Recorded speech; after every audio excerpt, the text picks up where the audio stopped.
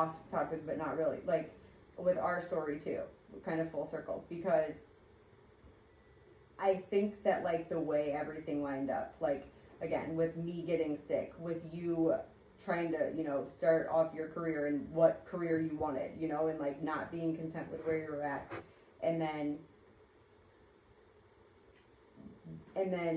like, quitting my job and, like, being sick, all that, and being fed up with it, and then having the time to, like, chill and stuff, and I, like, and all of these other things that I take for granted, you know, like, there's a lot of those things people couldn't have done, you know, like, I had the luxury of having the money set aside, you know, like, most people don't these days, that sort of thing, and I had the luxury of, like, your support. But there are so many things, like, because of the way that information came on, and how quickly it came on, and, like, how quickly we were learning it, like, we had to have been in the exact moment in our life, like, the right time and the right place for us to hear all of it. You know what I mean? Because, like, I think about how wildly, drastically different our thoughts are now, you know? Like, from 2 years ago. That's, like, it seems like yesterday, you know, like. Yeah, I mean, we talked about this quite a bit, and I really do. I think about this a lot. Yeah, me too. I think that, I think that, you know, before you met me, well, to some extent before you met me, and then also in the period between when we knew each other in college and then when we reconnected, like, I mean, I was like,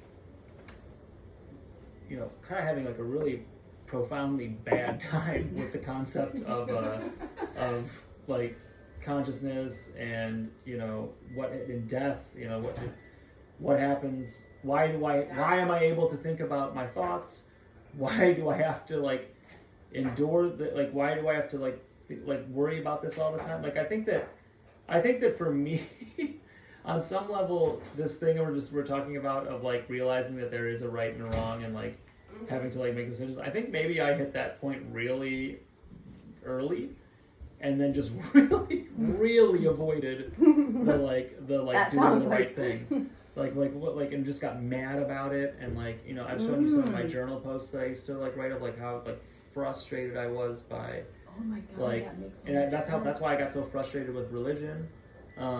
I hate it. I hate it because it just to me it seemed like this feeble attempt to describe away the fear of death, like this way of, like, manipulating a human being's fundamental fear of death that we're born with, and we're always trying to explain it. And so religion comes up and they say, "Oh, don't worry, we got an answer. All you gotta do is come in here. See, and I just took that answer, your money, and then like, whatever, and then you don't have to worry about death anymore. Now you're good, like, because we gave you what happens, and we got you in with the good guys, and so you're." And that's how I saw it. I saw it as just this, like, that it was only this manipulative, you know, institution, and it was, like, you know, with dogmatic and, like, and controlling. And in some ways it absolutely is, and this is another one of those conversations that's extremely nuanced. I don't necessarily, like, I don't all of a sudden, like, trust the institution of religion at all, but the phenomenology of religions, of ancient stories, of you know, especially with how similar they are when you, like, take that bird's eye view of them, when you realize, like, whoa, they're all kind of describing the same thing.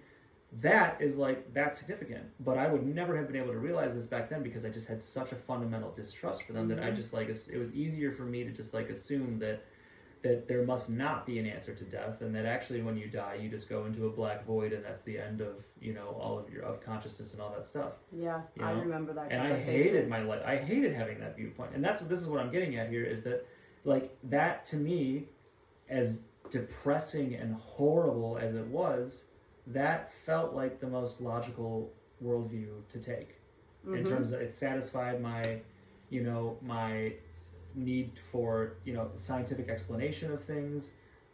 It satisfied, you know, my sort of, like, my frustration with religious institutions. It made the most sense, even though I really hated it. And so even though like I had, like, almost fully, like, taken that worldview, I still always remained, I always refused to call myself an atheist. I never identified as an atheist. I always was agnostic. Yeah. You know, because even though I was like, I'm saying that too. 99% sure I got this figured out, 99.999, but I really fucking hope I don't. Yeah. Because I really hope I'm wrong about this. I hope there is a God. Of course I want there to be a God. You know, like, so that was why it was so, I mean, the UFO thing was the first, I was so willing to accept it because I was like, whoa, okay, this is a hint that I might have been wrong. This doesn't, because maybe when aliens die, they just go into a black hole too. You know, I don't know. But, like, I definitely can at least admit that, like, I don't have this whole, like, cosmos figured out. So I was very willing to accept that. I mean, and still, I was still very skeptical, and I still, like, I checked up on things. Like, I was, you know. That's so And then when crazy. your death experiences, when I started learning about the how consistent the descriptions of near-death experiences are, and like out-of-body experiences, and how you are still experiencing things in real time, and that's when I called you crying. I was like, what the fuck? When I was on my way up to Wisconsin, I was like, I believe in an afterlife. Yeah. Holy shit. Yeah. I believe in it. Like, intellectually, I believe in it. Yeah. But, oh my god, that makes so much sense. And what's crazy is, like, for all of those years that I knew you, I never knew that side of you. You know, like that side of you that was way deeper than I was. Like, tortured by these questions. Well, the side of you that even had the capacity to think about those questions, because I didn't. Mm-hmm. I had literally, the second that I realized that there was a path, college, law school, job, career, do the best I could do at all of them, boom, boom, boom, I'm gonna, you know, that's what I was gonna do. Mm-hmm. I hopped on that and I didn't look back. And society in turn, like, praises me for taking that route. I was so jealous of people that could do that. Yeah, and you... I hated myself for not being able to do it. And you were, like, made out to be the one that was in the wrong. But in reality, just like with everything else right now, like, in fact, you were the one that was smart enough to take a step back and be like, wait, maybe I don't want to do this. Like, what is the point of this? You know, whereas I didn't fucking care what the point was. Like, I was going to do it because that's what I thought was done, and that's what I do.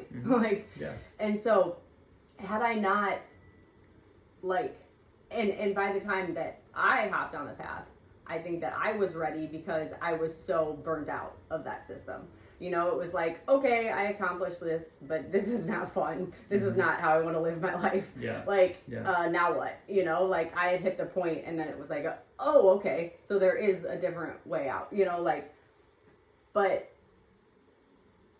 wow. Yeah. And it's crazy because, yeah, exactly. Like,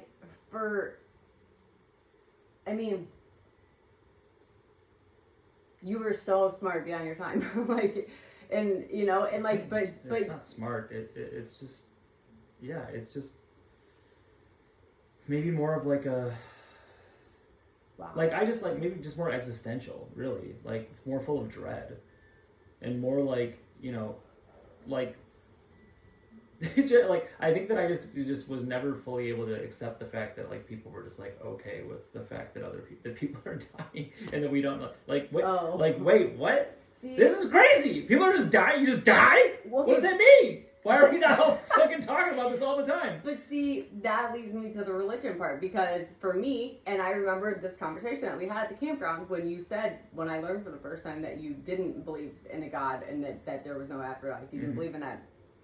The thing that kept me from asking questions was the Catholic religion. And by the time I hit college, like, I was over the bullshit of, you know, like, the dogma of, like, all of it. It was, you know, with the, like, LGBTQIA rights and all of that. Like, it just was like, this does not seem, they're not practicing what they preach, you know? But, like, even still, I had that baseline understanding of, and I brought this up to you the day when you said that you didn't think anything after. I was like, how does that make you be a good person? I was like, because I feel like there's been so many times in my life, especially when I was younger, that, like, I did the good thing because there was a God watching me and I wanted to go to heaven.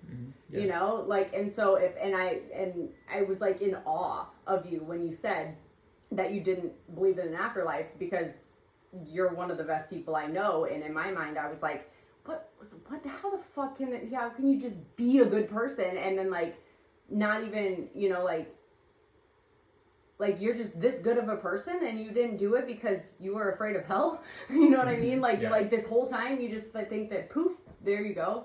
Yeah, like, it creates this like transactional worldview where you think that like what I'm doing, everything is like a give, like it's a zero, like I'm either spending, my heaven tickets or I'm saving them, but it's all this kind of like game to either get to heaven or go to hell, which is that's another thing about religion that always seemed crazy to me. It's fine as a kid. It bothered me as a kid. Even well, like, to me as a kid, it was easy. It was like, okay, I have to do the right thing because I don't want to be in trouble. But the more you grow up, the more you realize like that, like, wait, what is the right thing? Yeah. That's where you start asking questions. Or because that's where death comes in. This is the kind of thing where like a kid, when you're a kid and someone dies, and if you're a kid and you're being raised like heavily Catholic or heavily in some kind of like dogmatic thing that any sort of like faith that teaches heaven and hell, and then you have to learn that death is a thing. You have your first relative dies, or your first dog dies. For me, it was a dog. The first thing that you love dies, and you have your first exposure to that, and then you're told, okay, well, he's up in heaven, and then like over time you realize like, oh, you can also, there's this other place called hell that you can go, and wait a second, so would you only get one life, like you just get one, like one or two, like and then you have to ask these questions of like, well, what about if the only way to get to heaven is by following this religion and this God and Jesus, and then what about the people who like with their one life they were born in India and they just got taught Hinduism? What, they're just fucked, like, unless they like somehow like hear about Christianity, or like they're just gonna go to hell because they didn't get baptized or whatever. And the Catholic Church, at least for a while, I don't think they still are, but the Catholic Church, their position was like, well, yeah, that's exactly what happens. Yeah, God works in mysterious ways. Should probably try to pay us some money. People, yeah, there's some people that he just like, he creates them and then he burns them. Like, that's just... Yeah, that's such. It's I crazy. didn't even, but I never thought, like, at least when I was a kid that I can think of, like when I remember having like thinking about this sort of stuff, that didn't cross my mind. Again, like I was in this bubble of like my bubble, you know, and so thinking outside of my bubble, like it wouldn't, like I didn't even get to that, to think of that. Yeah, so. It's like it's weird. I mean, there's a whole like.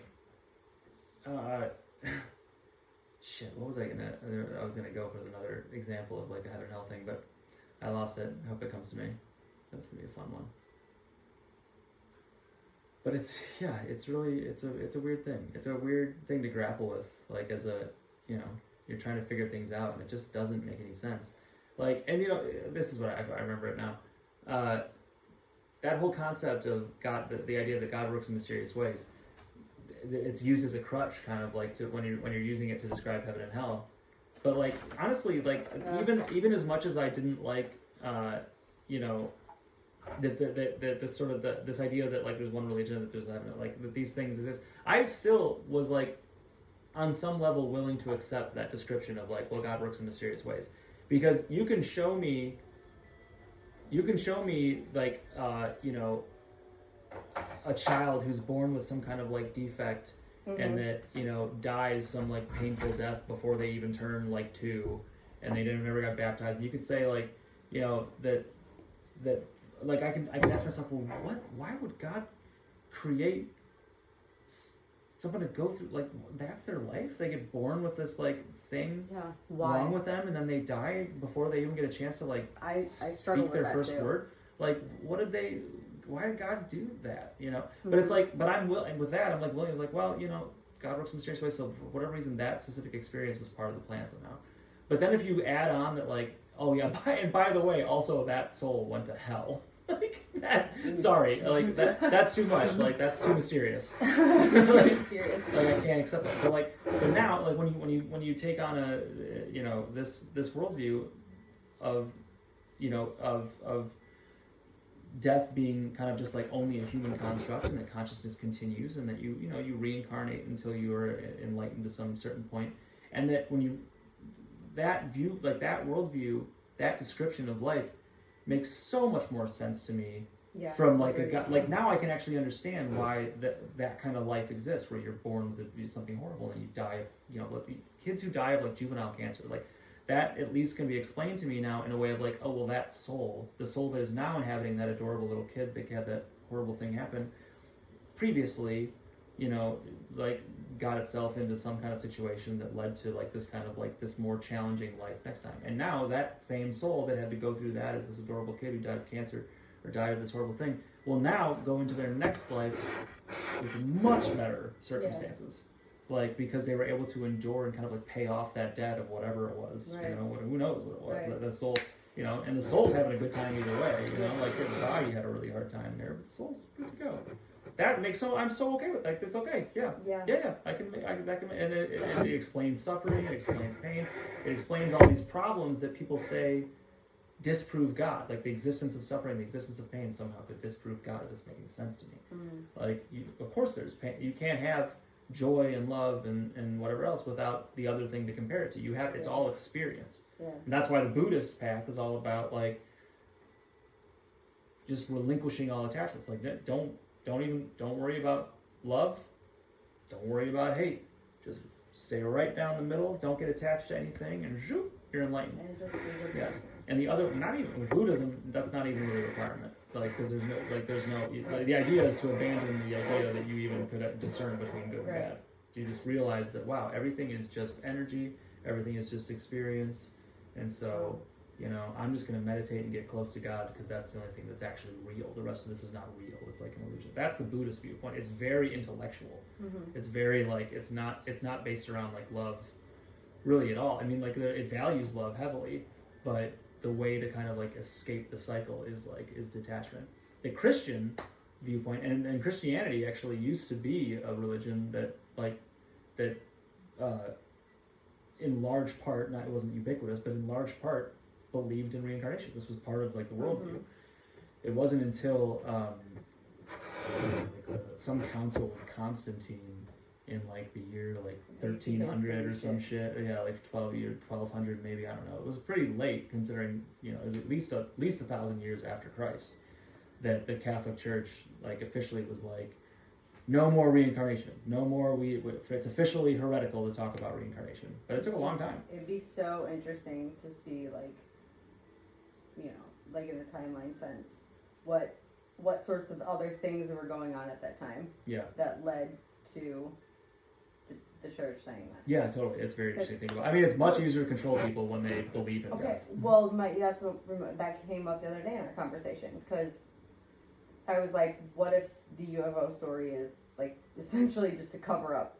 Because there's the same reason that they like have to shit on witches and anything like that, groups of people, cults, all of these different groups of people who over history have like been shunned for one reason or another, and it's like, what if it's because, not saying that they're doing the right thing, whether or not they should be shunned, I don't know, I'm not saying that, but like the reason for the shunning in the first place is because they've essentially discovered that humans are in fact magic, and we have a lot more power over our own destinies than current society would like you to believe, and therefore we got to shut you down real fast so that the rest of the world doesn't find out, because then we can't control them, because like it, like everything about the UFO world, like it's like if you really take a step back and think about it, it's like it's silly that people are arguing about if there is or is not evidence, because of course there is. It's everywhere. There's so much of it that like it took a year of looking at, and it's like, okay, there's too much here, like there's no reason to try to collect it. It's abundant, like we just have to get people to listen. But like ultimately what that technology is all connected to is all of the technology that is impacting these targeted individuals, and I think a lot of that is essentially like targeting their consciousness and opening it, making it more susceptible to outside sources, and using it in a negative way, but like where there's a negative, there's a positive. And I think that like, I mean, it took me down that path to, you know, get on the things of holistic wellness and energy and all of that stuff, you know, to realize that it exists. But it started with UFOs and like just not wanting people, you know, it's less about wanting them to know about things like extraterrestrial beings, because duh to that too, you know, when you sit back and think about it, yes, duh. And NASA, all scientists have, like, you know, shit ton of scientists have mentioned it, so we know all of that stuff. So like, what is it that they're actually trying to protect? And I think that comes down to the fact that like we are way more in control than we realize. Like at this point, the population feels totally helpless. You know, I get so frustrated with my mom particularly, or a lot, I don't know, in that like there's nothing I can do about it. There's nothing I can do about it. And it's like, yes, you can. You can if you think you can. But like right now, everything in society is telling her she can't. You know. Yeah, I think that's like one of the, like it's like I said earlier, like when we were talking about like Stan Meyer and like when I was still in like the angry stage and like when you're still learning about this kind of stuff, there's this weird thing of like it does feel like hopeless. It's like, well, yeah, okay, now I know, great, now I know that like water, like a water car exists, but I don't know how to fucking build that. And I don't know anybody who, and I don't even know like how to even explain that in a way where it would make sense to somebody who could theoretically build it. So I can't do anything about that, and it's overwhelming, and you just feel stupid and helpless and like dumb. But like you said, yeah, if you believe, like you will, if you just come to terms with it and you realize like, okay, this is just the way it is, you know, like, and so if a way for me to help presents itself, then I'll cross that bridge when I get to it. But like for now, I'm just going to work on just integrating this information, you know, in a way where I can like stomach it. And then eventually you will like get to a point of like acceptance when you like right now, like this sort of like business that I want to pursue has an element, a serious element that I think does really actually meaningfully contribute to this kind of like this global kind of, not global, but this like, you know, this societal conversation of like expanding minds and you know, like, and kind of just gently nudging things in a direction where, you know, people are willing to hear things that they weren't willing to hear before, and willing to kind of like consider the possibility of like of unity over, you know, partisanship and division and insanity. But yeah, like also torture. Yeah, I think it takes time. You know, your mom's behind where we were, at least, you know, at least so you know, eventually she will get to a point. She'll go, yeah. And that's probably not going to look like her doing anything like super major or significant, but it probably for her will just look like being more willing to just talk about it with her friends, right? When they're like having drinks or whatever, and that's enough. Just I'm not trying to like pick on my mom. She's just the one that I talk to about it the most, you know, like when it comes to that sort of thing. So obviously her reactions are the ones I'm reacting to. Like, no, you're right, and I think that again that's kind of the approach that we've learned slowly over these last 2 years, going from holy shit, watch the Netflix Unsolved Mysteries right this second, and then watched Unacknowledged, and then watched, and, you know, and I have a whole menu for you. Yeah, I literally, it just came up actually on my story, like my memories on Facebook. I had listed a bunch of movies that I encouraged people to watch. Yeah. One of them was Unacknowledged. Yep, and I remember what it looked like when I would see other people that like I was either friends with or like, you know, just like acquaintances with, where I would see that sort of thing popping up on like Facebook, where I'd be like, oh wow, that person. You'd see exactly that kind of thing of like, you need to watch this, and this. Stop being a sheep, you know, or whatever, you know, and be like, oh, okay, no thanks. Like, probably not gonna watch that. Yeah, you seem unwell, you know. But it's like, that's just all that is just indicative of a person at a certain step in that journey, and hopefully that they eventually get, you know, out of it, and they start realizing like, oh, there's a way to talk about this stuff that's not so serious. That's the biggest thing. What Scott was saying earlier when you guys were talking about, you know, how deep the targeted individual stuff goes, and you know, he was talking about how he was talking about whatever that podcast was that he mentioned that that discusses the kind of sex trafficking topic, but does so in a very like kind of funny way. Like not that it's a very serious topic, but he said they went through it very in depth. They really present all the evidence, but they also do it in a way that you can like laugh at it. You have to. This stuff is so staggering that if you can't laugh at it, you're fucked. Yeah. Like you have to have a gallows humor is what he was calling it, and like that's really important.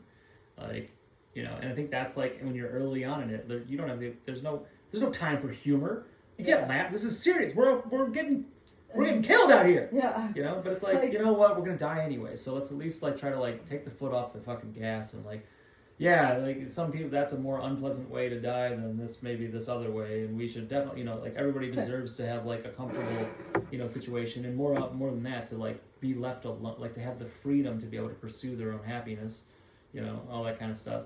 So it's important, but it's like let's not shit the bed over it, because, you know, we're still here to like experience and like live life and, you know, give love and be compassionate, all that kind of stuff. And that's all it's about. Yeah. I mean, unless you're a Buddhist. Like, what? So unless you're a Buddhist, and then you just go fully detached. Like well, yeah, or that. But I mean, like, just existing. You know, like we're here for a limited time. Yeah. And yeah. But. Exactly. Anyways, I feel like that's a really good place to wrap up. Yeah, I'm good with that. Pre-episode 1. Yep. So that's just a little background of our story. Yep. More to come.